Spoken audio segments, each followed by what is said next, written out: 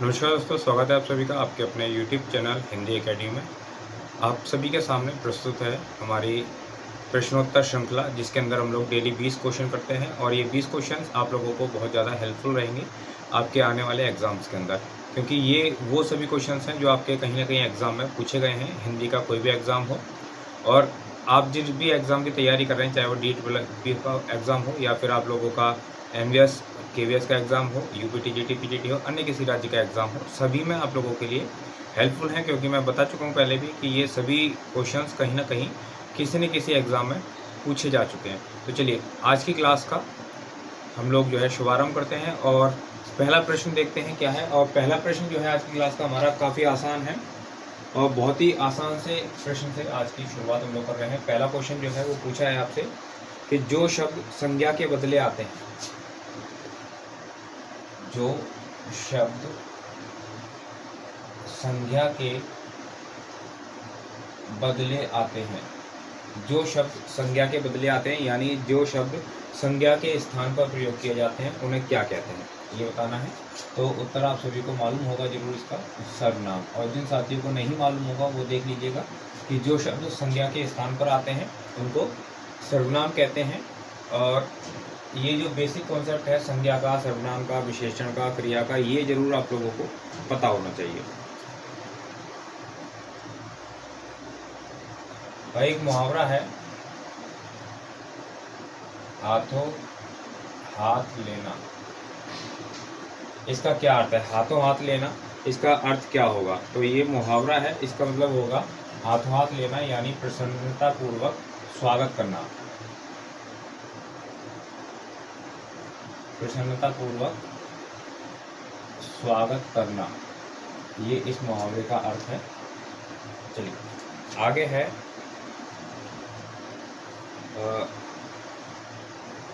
पूछा है आधुनिक काल में भ्रमर गीत प्रसंग के आधार पर किसने भ्रमरदूत जो है वो लिखी है? भ्रमरदूत किसने लिखी है भ्रमर गीत प्रसंग के आधार पर? उन कवि का आपको नाम बताना है। भ्रमरदूत किसने लिखी है? तो सही उत्तर क्या हो जाएगा? कवि रत्न सत्यनारायण, कवि रत्न सत्यनारायण। अगला,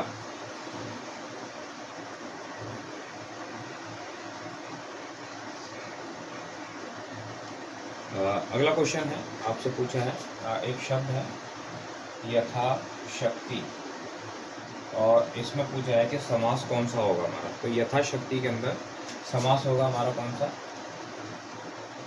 अव्ययीभाव समास।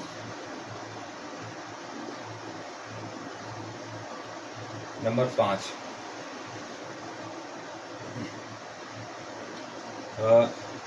एक पंक्ति है, देख लीजिए, मेरी भव बाधा हरो राधा नागरी सोई।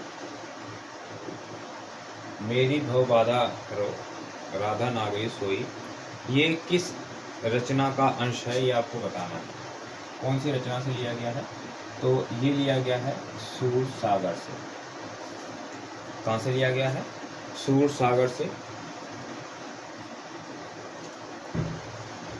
चलिए आगे पूछा गया है, श्रीमद् भागवत के किस स्कंद में 2 श्लोकों को भ्रमर गीत प्रसंग लेखन का आधार माना जाता है? श्रीमद् भागवत के कौन सा स्कंद है, ये आपको बताना है, जिससे 2 श्लोकों को भ्रमर गीत प्रसंग लेखन का आधार माना जाता है। तो कौन सा हो गया? दशम स्कंद। दशम स्कंद के 2 श्लोक जिनको आधार माना जाता है भ्रमर गीत प्रसंग के लिए। चलिए एक जो है कोटेशन है, मैं पंडित हूँ, तुम बुद्धू हो। मैं पंडित हूँ, तुम बुद्धू हो। ये जो कोटेशन है आपको बताना है किस कहानी से है। ये कोटेशन, मैं पंडित हूँ तुम बुद्धू हो, किस कहानी से है? तो एक कहानी का नाम है वसीयत। आप बताएं कमेंट बॉक्स में कि ये किसकी कहानी है। अब इसके बाद अगला क्वेश्चन है हमारा। यहाँ पर दो पंक्तियाँ दी गई हैं और आपको इसके अंदर रस पहचान कर बताना है कि कौन सा रस है। पंक्तियाँ मैं आपको लिख देता हूँ। बहुत ही आसान सा प्रश्न है, आराम से आप पहचान सकते हैं। चढ़ चेतक पर तलवार उठा, करता था भूतल पानी को। ठीक है, ये पंक्ति आप बताएंगे कि इसके अंदर रस कौन सा है। दोनों पंक्तियां मैं पढ़ देता हूँ। चढ़ चेतक पर तलवार उठा, करता था भूतल पानी को, राणा प्रताप सिर काट काट करता था सफल जवानी को। तो इसमें आप लोगों को बताना है कि कौन सा रस का प्रयोग यहाँ पर हुआ है। तो आप समझ गए होंगे कि यहाँ पर जो है वो वीर रस आप लोगों को देखने को मिलता है। वीर रस की ये पंक्तियाँ हैं।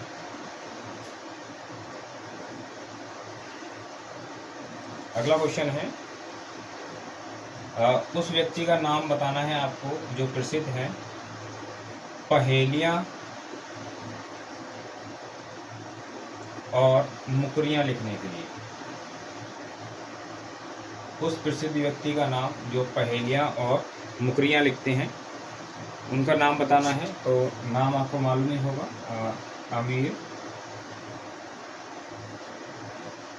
खुसरो। क्वेश्चन नंबर 10 देखेंगे।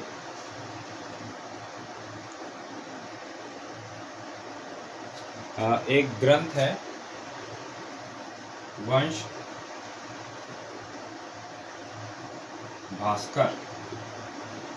वंश भास्कर जो एक रचना है वो किसकी है? सूर्यमल मिश्रण। अगला देखेंगे 11।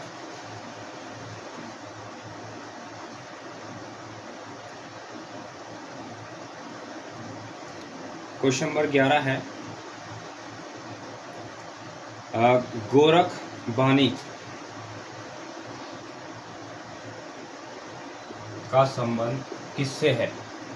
मतलब किस साहित्य से है? गोरख बानी का संबंध सिद्ध साहित्य से है, जैन से है, बौद्ध से है, नाथ से है। तो इसका संबंध है नाथ साहित्य से। प्रश्न नंबर 12 देखेंगे अगला।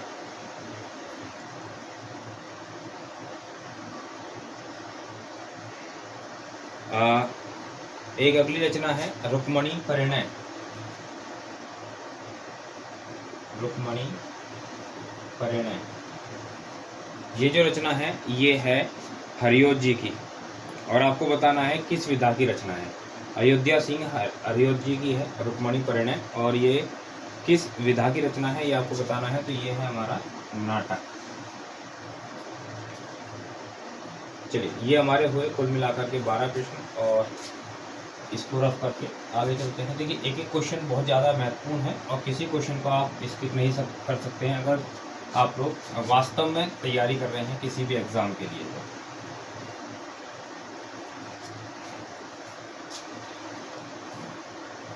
इसी तरीके की 2100 से अधिक प्रश्नों की हमारे पास ई बुक उपलब्ध है। अगर आप चाहें तो इस ई बुक को ले सकते हैं। नंबर यहाँ पर मैं आपको दे रहा हूँ, मेंशन कर रहा हूँ सामने। अगर आपको ई बुक चाहिए तो यहाँ आप व्हाट्सअप कर सकते हैं, मैं आप लोगों को लिंक प्रोवाइड कराऊंगा, वहाँ जाके आप लोग परचेज़ कर पाएंगे और बहुत ही मामूली सी कीमत दे करके आप इन क्वेश्चंस का, बहुत ही महत्वपूर्ण प्रश्नों का संकलन ले सकते हैं जो आपकी परीक्षा में काफ़ी योगदान करेगा। चलिए आगे जो है वो देखते हैं। अगला प्रश्न है हमारा प्रश्न नंबर 13। और प्रश्न नंबर 13 पूछा गया है, किस कवि को मैथिल कोकिल कहते हैं?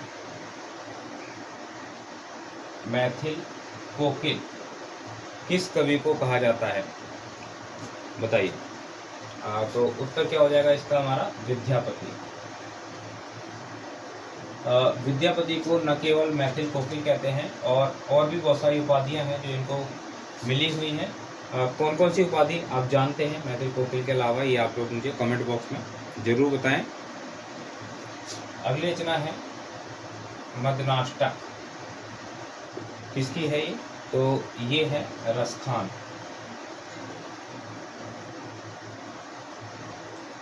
क्वेश्चन नंबर 15 देखेंगे।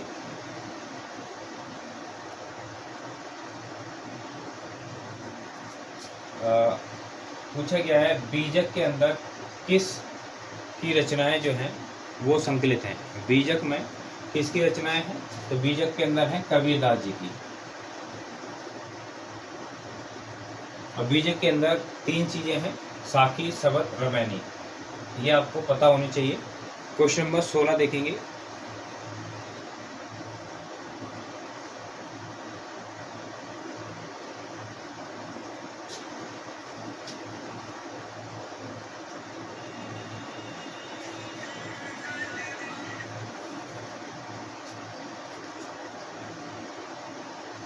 चलिए, अगला हमारा क्वेश्चन है,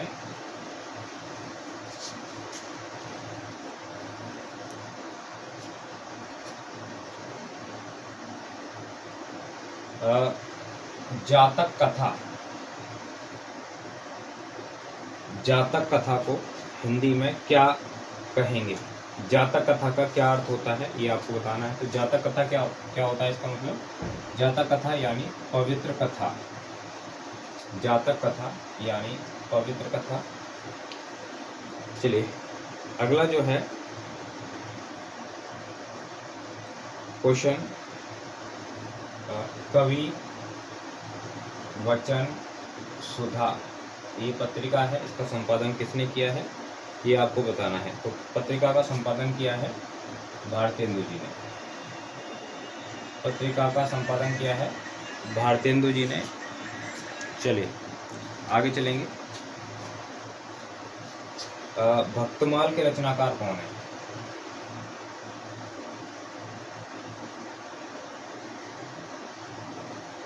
भक्तमाल के रचनाकार कौन है? वो है नाभादास।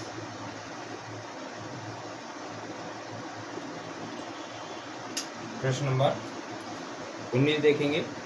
और एक कहानी है जिसका नाम है 11 वर्ष का समय। बहुत ही महत्वपूर्ण कहानी है 11 वर्ष का समय। तो ये कहानी किसकी है ये आपको बताना है। तो ये है रामचंद्र शुक्ल जी की कहानी, काफ़ी महत्वपूर्ण है। और आज का हमारा अंतिम जो प्रश्न है वो है रासो काव्यों की भाषा। रासो काव्यों की भाषा क्या रही है वो आपको बताना। तो रासो काव्यों की जो भाषा है वो क्या रही है? राजस्थानी जो है इसकी भाषा रही है हमारी रासो काव्य की। तो ये कुल मिलाकर हमारे 20 प्रश्न हो गए आज की क्लास के लिए।